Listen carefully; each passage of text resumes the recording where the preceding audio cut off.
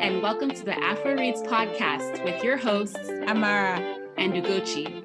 Afroreads is a book review podcast that was created out of our shared love for reading African fiction books. We talk through its themes and try to tie its key messages to our African heritage, culture, and contemporary issues. We invite you to turn the page and let's begin. Hello and welcome to the 4th episode of Afroreads podcast. Thank you so much for joining us on this episode again. It's nice to know there are people listening to our podcast out there. Hello, everyone. For our 4th episode, we're going to be reviewing Book of Echoes. Yay! Written by Rosanna Amaka. So we're going back to Nigeria. We promise not to do this again for a long time. Yes, but before that, what's up, Ugochi? I'm doing good. Can't complain. How is the chalk eating life going? The chalk eating life is still there. I'm really trying to stop, but I can't help it. I just have to admit to myself. Bless. Yeah, but it's going good. Yeah, so it's interesting. This week has been ongoing. Obviously, we're in the thick of Corona. I've just looked at the news, and luckily in the UK the cases are falling. But one really sad implication about this Corona and everybody just living in isolation basically is you think about the vulnerable people or the people that don't have access to medicines or just the medical help they need, because the economy and just the health resources are going through more towards curing people with the illness and also trying to get the vaccines out there. Yeah. My mom sent me this story this week, and I think I was the last person in the UK to hear about it, but I have. yeah, I kind of got obsessed over it and forwarded it to all my contacts. But basically it was about this woman called JOYCE VINCENT, and she basically passed away in her flat in 2003 December. And believe it or not, she wasn't discovered. She was dead on the floor, the television was on, the heating was on. She wasn't discovered till January 2006. This is 2+ years after she had passed away. Because she lived near a shopping center and a busy road or busy site, nobody really noticed the smell of her corpse. And I think she lived near the dumpster as well. There was a dumpster site around her flat. And the crazy thing as well was her television was on, and again because For 2.5 years? Yeah, so just listen to the story. So nobody noticed it because there were noisy kids around the neighborhood. But get this, she was discovered by her landlord, who had to frustratingly get a court order because she hadn't been paying her bills and he had wrapped up to £2,000. So initially when she died, because the flat was, her bills were mostly paid by, I think, a housing estate. Basically, a housing estate supplemented her rent or something like that. So half was being paid consistently. No one really took notice. And then the other half, I think, was from her direct debit. So the landlord was okay because it was a direct debit. She wasn't close to her neighbors. She was estranged from her family because she was in a bad place. She had just broken up with her boyfriend or something, and there was a lot of domestic abuse going on. So she was in that strange place in her life, as googled and researched on Wikipedia. But so it was that sort of thing where she was really not close to anyone. And yeah, for 2.5 years she was so disfigured by the time they found her that she was only able to be identified by her teeth, her dentition. Plates were dirty in the sink. And get this, so the story makes out that she wasn't close to anyone, but she was found with Christmas gifts that were wrapped but yet to be delivered. And it's so sad that she held people dear enough to wrap gifts because she died in December. But those people didn't check up on her, didn't find it strange that maybe she didn't show up to work and it's just that, and this is one thing I find with the UK because I've lived in the UK for like 2.5 years now, coming from Nigeria, but that you're around people, but you're very much alone. Whereas in Nigeria, there'll be a nosy neighbor checking up on you or family like knocking down your door. You would never go 2 years without no one. No one, like. Yeah, one thing I noticed about the UK is people are just naturally kind of isolated. Yeah. They isolate themselves. No one really talks to their neighbors. People just walk and, just look forward. Yeah. Like they're going somewhere, you know? So the story is still haunting me. Like you guys can tell I've been obsessed with it because I can't even tell you like how many toes and fingers she had. Like I'm that detailed in the description, but I'm just hearing about the descriptions now, and it's like it hurts my heart. yeah, It's really sad. it's just really sad. I think they said her sisters were trying to look for her, so they hadn't heard from her, and they started sending private investigators to check up on her. So the private investigator located her house. So her sisters called her, didn't pick, then started sending letters. But because she did not respond, they assumed she really just shut them off. And that was it. How crazy is that? That's so sad. Anyway, that she had to die that way. Yeah, so I think it was asthma attack or peptic ulcer or something, but it doesn't really matter. It's just the TV was on for 2 years plus. I can't imagine it. I'm just in shock right now. I just can't imagine that. Sorry to dampen the mood.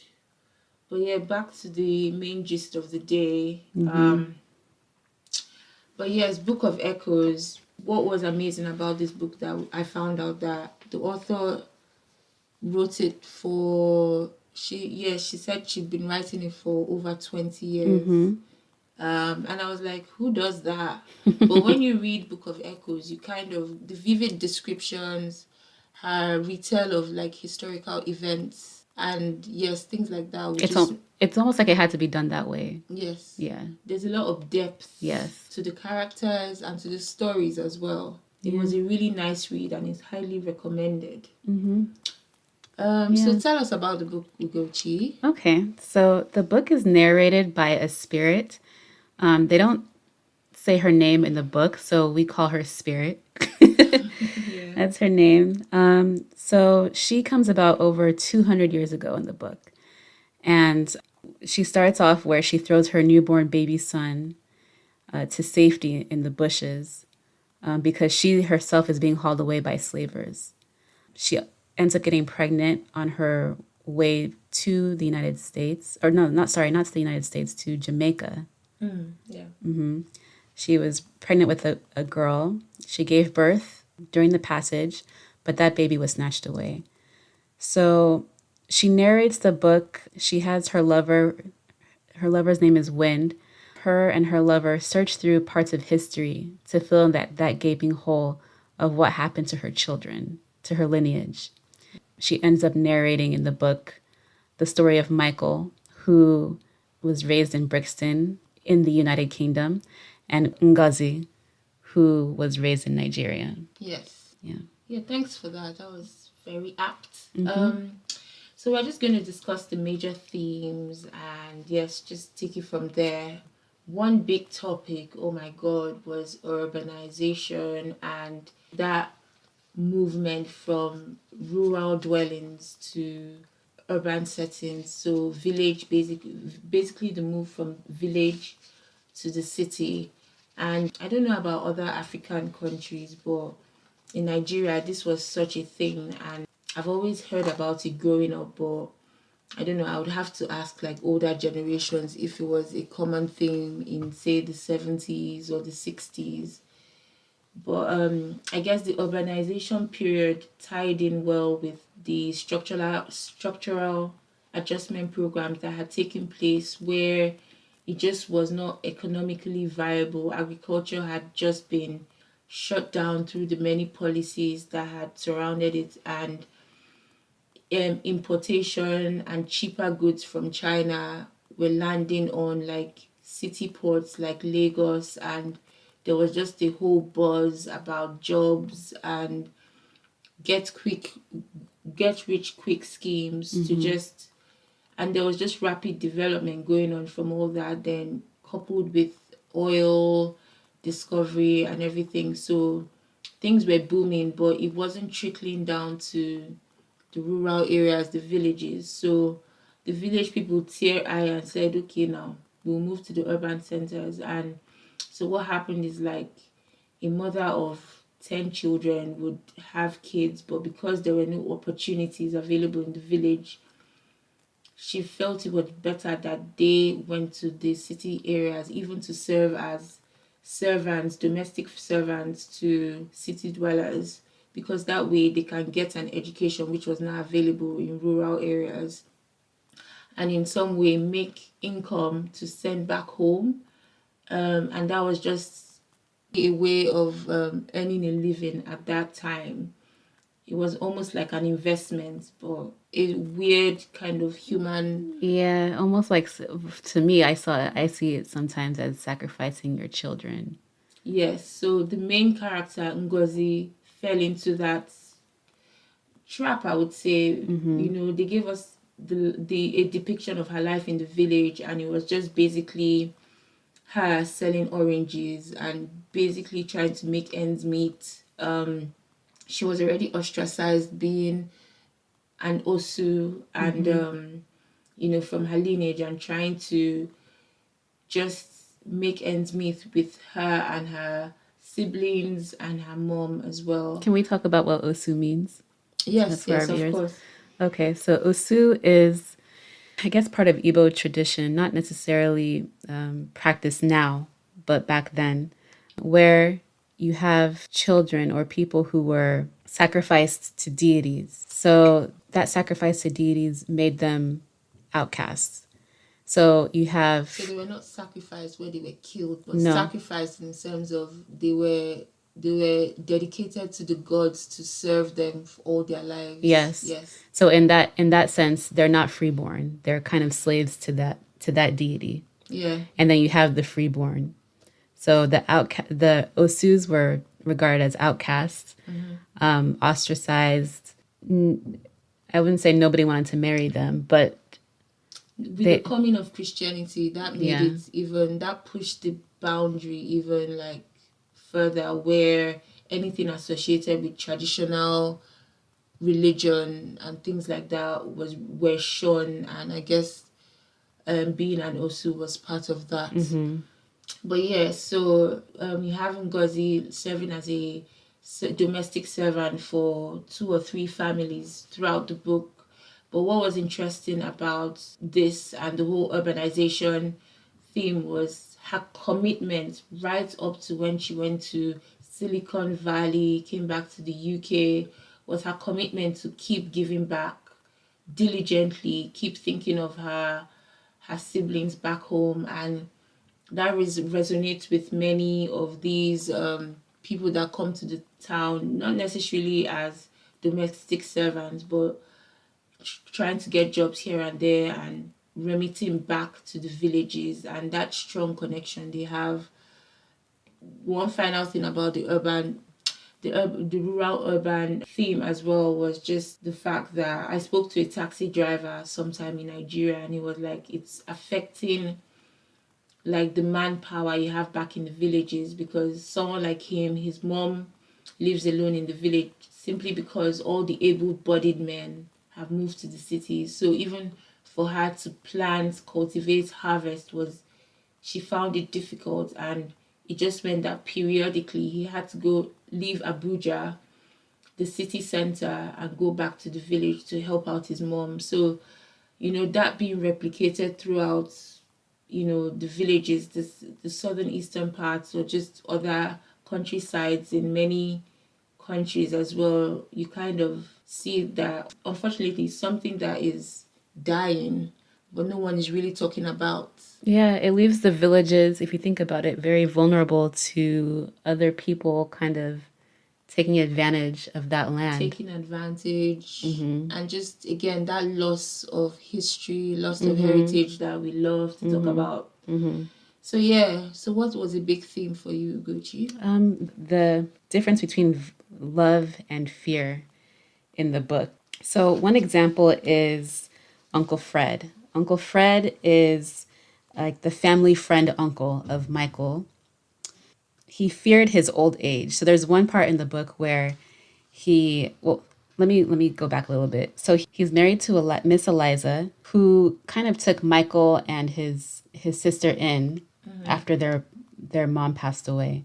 You see it at one point in the book where they have some type of family gathering. I'm not sure if it was a holiday, but he tells his wife, I have to go check on the plumbing. He's a plumber. Yeah. I have to go check on the plumbing of one of my clients. She's like, okay, this important day. But she thinks nothing of it really, or maybe she does, but she's just like, whatever, I don't know. So he goes, and we find out that he goes to this lady's house who is a lot younger than he is. She is Black, but to him, she represents something that he, I guess, wanted to be when he was younger, which is higher middle class. So it seemed like she had money. So I guess he had always kind of been lusting for her.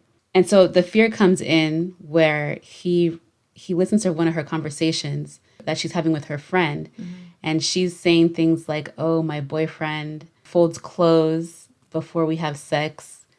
And then Uncle Fred is like, huh? Everything is very sterile. Sterile, in our conversation. And boring, kind of. It's almost like he wakes up and realizes, like, this lady kind of leads a boring, uppity kind of life. Yeah, and I like the flavor that I have. No character. And he realizes then that, my wife has the character, she has flavor. She would never make me fold clothes before we have sex. We just have sex, So that fear of his old age, I think, made him lack true love in his relationship. Once he embraced his old age, because there's a point where he says he looked at his children and his grandchildren. And I think at that point, he kind of embraced that. And even I think they described his wife and her physical looks and just the fact she's aged, but he likes it that way, kind of thing. I think they did describe that. Yeah. And just the appreciation of that. It's just like scale literally fell off his eyes. Right. It was covered by fear. And there was a moment where the scale, maybe love made that happen. The scale fell out of his eyes, and he was just filled with love and appreciation for what he had. And able to then embrace ultimately his age. Yeah. So that's one example of the fear versus love in this book. Another example is Marcia, who is Michael's sister. Marcia, she didn't have the best relationship with the men in her life. Although she loved her brother, Michael. She didn't approve of his treatment of women. Yeah. She saw how he was with women. Her other brother, Simon, killed her mom. He has mental illness. Yes, and then her dad. Her dad ran away early. Yes. So that's abandonment. So she didn't have men in her life that she could really trust. Although she might have looked up to Michael, but the trust wasn't there. So she feared men, and therefore she didn't have good relationships. In fact, she probably avoided relationships with men. And that kind of drove her to be focused, and she ended up going to medical school. So there's that fear versus love. But towards the end of the book, or she eventually forgave her brother Simon, who killed her mom. I think in that forgiveness and in that journey, she was able to fall in love with a man and ended up getting married. Yeah. So when she was able to let go of the baggage and what was causing the fear itself. Yes, she was able to let go and just live her life. Got closer to Michael. They built a stronger relationship, and Yeah. They were able to communicate better. I think Michael was more forthcoming with her about what he Yes. was doing. Yeah. So that's an example. And then the last one is with Michael himself. Michael, oh my God, very Yeah. complex guy. You kind of pity him sometimes, but you kind of like, Michael, you're being quite, juvenile at this point. Yeah. And you pity him again and Yeah. you embrace him. Mm-hmm. But yeah. Yeah. So his father abandoned him early. His real mother passed away He's, or ran away also. yeah, she ran away. She left the dad, and then the dad left later, and Right. and then it was just him and Miss Lorez and Marcia. Yeah. So Miss Lorez was, yes, the stepmom. So she raised all three of them. And I believe Marcia that's Marcia's real mom. Yeah. Mm-hmm. Simon and Michael are full brothers. Mm-hmm. And then Marcia is their half sister, sorry. Half sister. Yeah.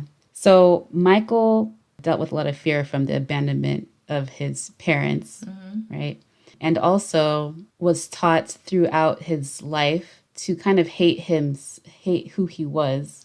Yeah, it's Not hate, not but hate, not taught in that sense, but learned. being a black person around that era, you had the BRIXTON riots, you had the Rodney King era where black men were not safe on the streets and were brutalized in that sense. You had the BRIXTON riots where, again, and then it's also coming from the backdrop of maybe 2 generations earlier, you had the West Indian migration where even if people immigrated to England, they were still treated as second-class citizens. So it's the pile-up of events. So you get Michael, who, again, doesn't have good role models with his father, living in a council estate, so the people around are not good influence. So obviously you're filled with a lot of self-hate, and that's translated to that fear.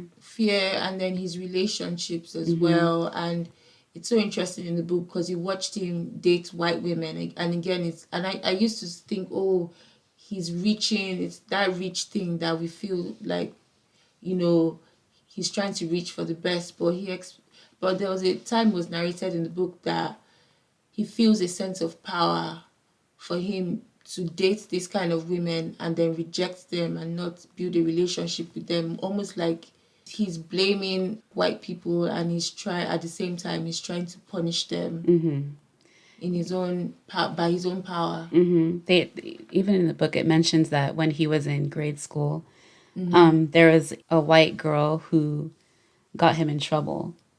He didn't necessarily do anything, but he got in trouble because the white girl said that he did something. Yeah, and then the stereotypes about black children in schools as well as, and then the teacher picking on him when he didn't necessarily do anything wrong. So all that built up sets a backdrop to his relationships and the way he dealt with life, and then that scale falling off his eyes after he left the prison and started a journey of self-discovery, and then through that he was able to find love.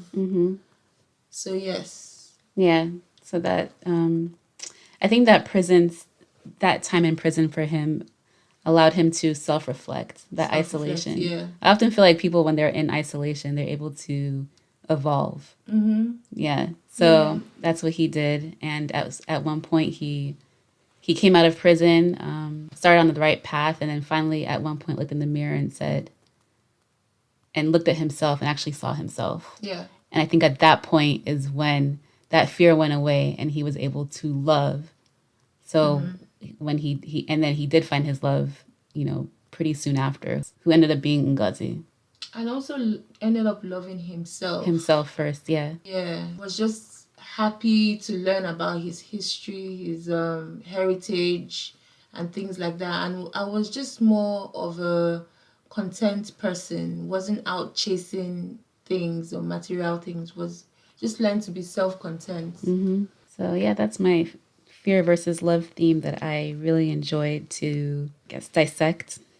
And then the story, like the one we read last week, homegoing. Again, it's that generation passing down to generation. And then last week we talked about how things like phobias and just fear of certain things, or fascination with like certain elements like water or fire. You don't understand why you're having dreams or why you have certain reactions to these things, but it's passed down. And you were explaining to me earlier that you kind of see that in this book as well, in terms of wisdom and love and prayers that were passed down from, you mentioned Miss Lorez? Yes, Miss Lorez. She always had words of wisdom from Michael. They also described that she did not like Michael hanging out with this one guy whose name is Yes. Devin, right?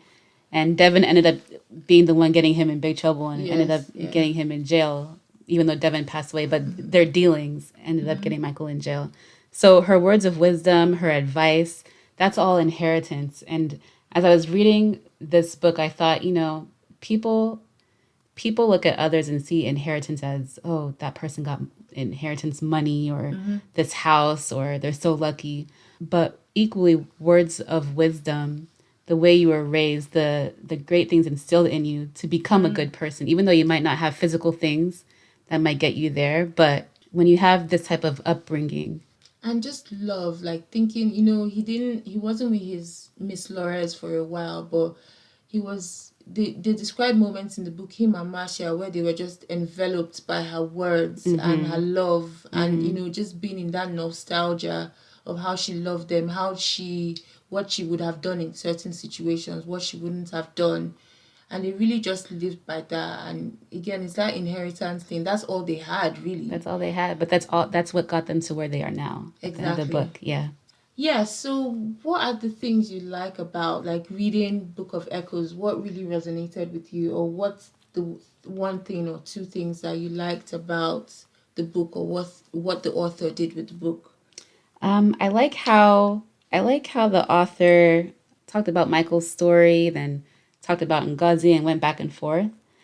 I actually like that because it gave us a break from one so we can go to the other, Yeah, But at the same definitely. time, that they are connected somehow. Yeah. So I like that about the book. I also like, even though Ngozi's experience with men was horrible, I liked how the author took us to how she was able to accept the men, I guess, that came into her life and did the things that they did to her, even though it was negative. But that, It didn't define her. I like that it was just a stepping stone. yes, She just said, "Oh, yeah, that happened. Okay, cool." yeah, she didn't give up. She didn't give up. And I think she knew where it was coming from, those decisions. But I think part of it was also low self-esteem. It's almost like she thought she deserved, all her life she was told she wasn't going to marry. So she was happy with the little attention she got. Not happy, but almost okay with it. Okay with mediocre relationships. I think she was dating that Sunday guy. And then that guy in the end as well. Mr. Ben in the middle.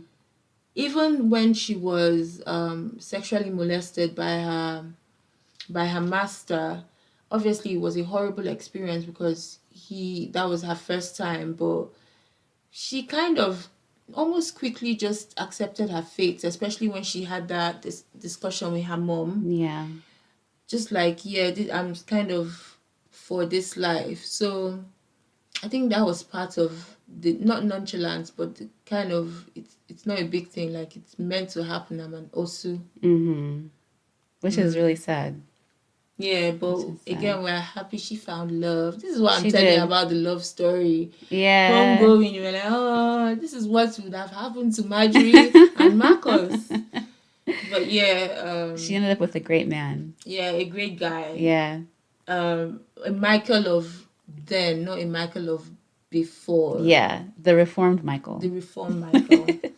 But so people do change. I didn't realize that. And they can change drastically. Yeah. But anyway, so what I liked about the book was, again, as I said, I really thought, oh, wow, 20 years, wow, this book must be super, super, super. But what the 20 years did was that it really developed. Like the characters grew on you. I was halfway through the book and I was sleeping thinking about Michael and Ngozi and what was next for them and worried things will happen. That's what it did for you because they were so developed right from the beginning. You just fell in love with them. And then the good thing about the book is that it took you through like certain time periods. So from obviously there was a little talk about slave trade and how the passage and what happened then, but right down to you had the West Indies, my immigration in the 50s, in the 40s and 50s after the Second World War, and the lives and how like the Brixton community was kind of formed from that, right up to the Brixton riots. Then the structural adjustment programs in Nigeria. Yeah. That was my first time hearing about the structural adjustment programs. I had to look that up. And Yeah, one day I sat and read about it and I was just sad and just it just took away something from me. Just me being basically more jaded about foreign aid and foreign help and just frustrated as well. Like African leaders just we can't get our stuff together. Like is there's it that no they can't get it together, or they know what they're doing because they're profiting? So do they go into leadership knowing that they're going to help the people? I don't think so. Yeah, it's crazy because I worked a lot with a lot of like politicians working in the bank, and it was just more like, yeah, Mara, give me loan. Yeah, just give me loan. I want to like build my house or Yeah. pay back from what I lost campaigning. Mm-hmm. It was just like, yeah, it's just more like, yeah, it's someone else's problem, not my Yeah, problem. I don't think they go. I don't think those politicians go into So it why are thinking we that. blaming other people that come and help us? Why are we blaming them? It's not. It's not. Yeah, you're right. It's not them. It's our own That's politicians. that's that's the I think that's the frustrating thing as well. Like, but I'm a liberalist, and I feel like with time things have gotten better and they will get better, kind of thing. Mm, Ugochi she's literally I, shaking her head furiously. I, Please leave I me don't. alone. I don't know. I'm pessimistic with that because although I didn't grow up in Nigeria, right? But let's see. The first time I went to Nigeria, I was 2 years old. I don't really remember the events from that. The second time, I was 10. So I remember how it was and that corruption and things that were going on then. Then years, every couple of years I would go back and nothing has changed. And I'm in my 30s Sister, now. That's 20 nothing years. has changed. I went back for Christmas. Nothing new. Nothing has changed. Nothing It's has changed. worse. Yeah. For So me to be telling you is worse. So I think it's mainly covered. Why you don't see the depth of the situation is just it's covered by a lot of like superficial amenities we enjoy, a lot of influence from the West, social media, and just that kind of superficial lifestyle. But deep down, we're now the poverty capital of the world, and just many other things that have happened. NSAS now in the 21st century, you send your armies to shoot down innocent protesters who just want a chance not to be killed mercilessly on the streets. and you try to cover up, but you can't even And you can't cover it even up. cover it up properly. Like, That's how. yeah, my dear, it's worse. Like Yeah. in the middle of COVID, a whole government tells its people to go and queue up in horrible conditions to get social security number in the middle of COVID. So That's why I'm pessimistic. I don't think things have I don't changed. know. I think I can sleep well in the night knowing that there's some kind of hope. There has to be. The fact me and you have this podcast means that, and hopefully people are listening to it, means that people are open to change, or our mindset is beginning to, we're not only thinking these things, but we're trying to do something about Yeah. it. Yeah. So dislikes, there was nothing to dislike about the book. The only thing that we thought was really peculiar was the use of "oh," come and buy something, "oh," I'm getting a house, "oh," and it was just, I think as the book progressed, it just Got worse. got worse. Because this is Ngozi saying it. And you can understand her saying it when she's, coming out of the village, Yeah. coming into city life, maybe advancing more socially, but she still continues to say it even when she gets to Silicon Valley, yeah, she's seriously. still saying it. Um, She's acquired a lot too at that point. yeah, so we are dramatic as Nigerians in the way we talk. We are dramatic, and we just figured maybe that's what the author was trying to prove. And just the fact that she was very much a village girl, like at heart, and just Yeah, always longing to return home, and so that never left her. And yeah, I think the boldness of it, like, because she would change her accent by that point, right, and try and fit in, but she didn't have to. but she didn't have So to. that's the beauty of it, Yeah. actually. So I guess I kind of see where the author was going with that, Yeah. but it was very much exaggerated to how the average Nigerian talks. I think because we know how the average Nigerian talks, Yeah, so it might aggravate us, but I can see why it was Oh, I overemphasized. don't know though. Like if you ask like an Oyibo person, maybe they'll say, she wasn't exaggerating. That's how you people talk. That's- So who knows? So yeah, another thing I didn't agree with, like I understand the spirit connection in a way that she was trying to trace her descendants and stuff, but I feel the book would have been still up to the same standard without the spirit narrating the book. Like if it was just narrated in the third person, or yes, normally in the third person, just a normal novel without all spirit connotations and kind of passing down history and people looking for their descendants. I won't say unnecessary, but I'm just saying, yeah, I didn't Yeah. see the strong point. What do you think? I actually liked it because regularly books, they're going to narrate in the third person. They do that. But this book is different in that you have the spirit kind of narrating in the third person. So it gives that kind of overarching feel like you're over these characters watching their lives versus you being with them, if that makes sense. You're overarching looking down on them, and you can see Michael here in Brixton, you can see Ngazi here. You have a Yeah. bird's eye view of them. Bird's eye, I think that's the, Yeah. Yeah, I guess.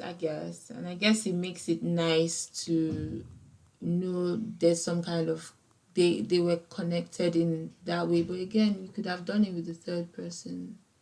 But I don't know, maybe it's just a different style. Yeah, it's a of different writing. style of writing. Yeah. Yeah, but as I said, it was an amazing book. Mm-hmm. I when I first purchased it, I was like, this is long. This is a long book. But by the end, I really didn't want it to finish. Yeah. So it all came together. The most interesting part of the book for me was the discussion that Michael and Ngozi had towards the end, and it was about being what it is like being African American and being African. And it kind of broke the ice in a way for them. And once they got past that conversation, they could see from each other's point of view where the other person was coming from. And it's an interesting discussion I've had with my African American friend ages ago as well. And as soon as I listened to her point of view, I totally understood. And I hope me being with her for that certain period of time, she also understood the African perspective as well. But it's that sort of scenario where, okay, in a different scenario, I came to do a 2-week course in Brown University, and it's crazy. There were so many Africans, people from Nigeria, and we were doing basically Black history and talking about the African American history and redlining zones and things like that. And the Africans kept shouting at this point that, but you people have electricity, you people have water, you people have benefits, you people, they give you free houses. And that's the view I had before I spoke to my other African American friend. So when I came to the course, I was already irritated that it's funny how we still have this view, but they were like, in Africa, we're suffering. Come back to Africa now. If you don't like America, stop complaining. Come back to Africa. And it's that mindset the average African has, like, can't you be grateful? See, we are suffering here, kind of thing. And the African American is like, more our ancestors went through a lot, and we're still trying to unpack everything. And it's not been easy in terms of that, like, mental struggle, and just accept the fact that part of your history is going to be missing. But what do you think about our own ancestors in Africa who have gone through what they've went through? So, funny enough, when this Black Lives Matter movement happened, obviously all the Oyibo people around you, when I say Oyibo people, we're referring to other people that are non-Black or non-Nigerian, but they're looking at you and be like, oh, so what do you think? What do you do? How is it being Black? I was trying to explain to them that I'm African. I come from Nigeria. I don't know the struggle of, say, a George Floyd.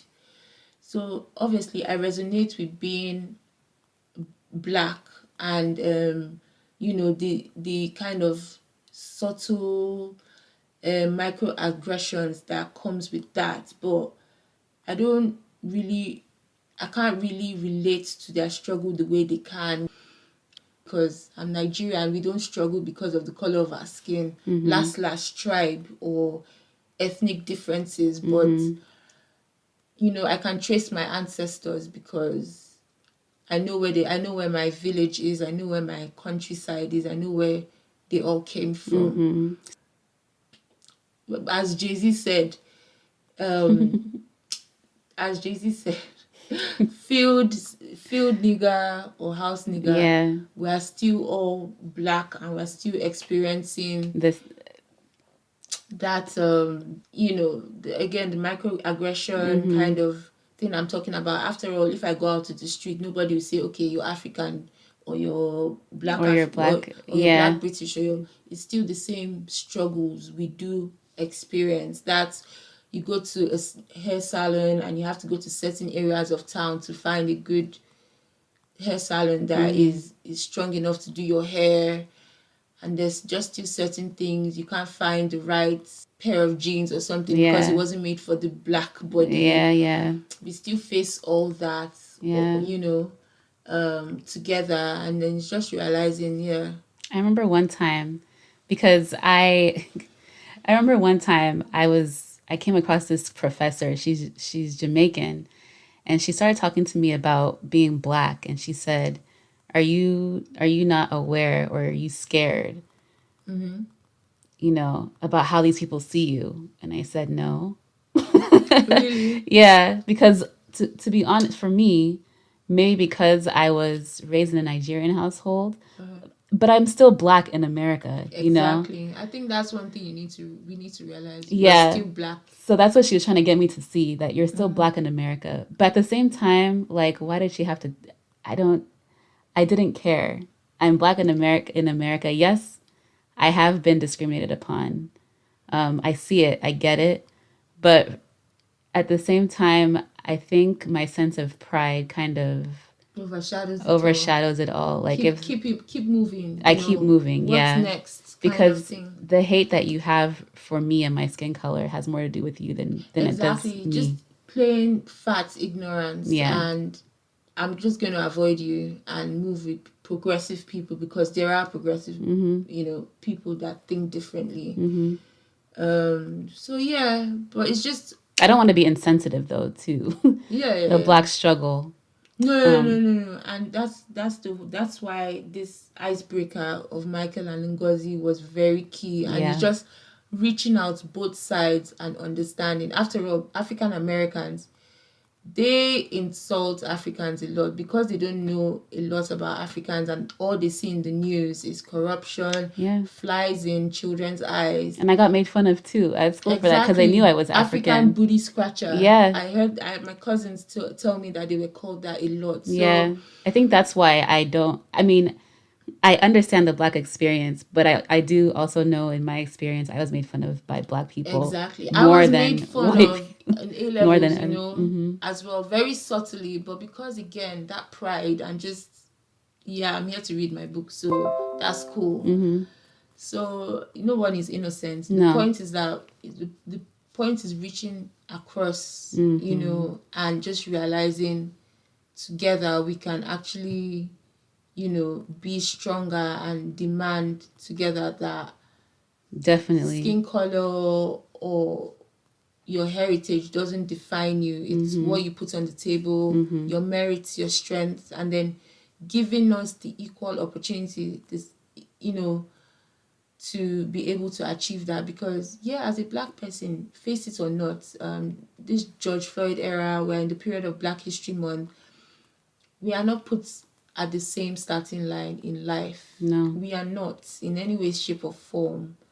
So it's realizing that we're all still the same, and then coming together to be stronger, to have a stronger voice about that. I don't know how that's going to happen, but it's one of those. Michael and Gazi did it. Well. That's why I love it. That's why I love their story, because they were able to hear each other and realize that with each other, right? Yes. And come together. So yes, we've come to the end of another episode of Afroreads podcast. Thank you for joining us. For our next episode, we are going to read Dust, going all the way to Kenya, written by Yvonne Owor. So please read it and join us on the next episode, episode 5, to discuss it. Thanks for listening. Please get in touch with us on our social media handles. We are on Instagram, Facebook, and Twitter.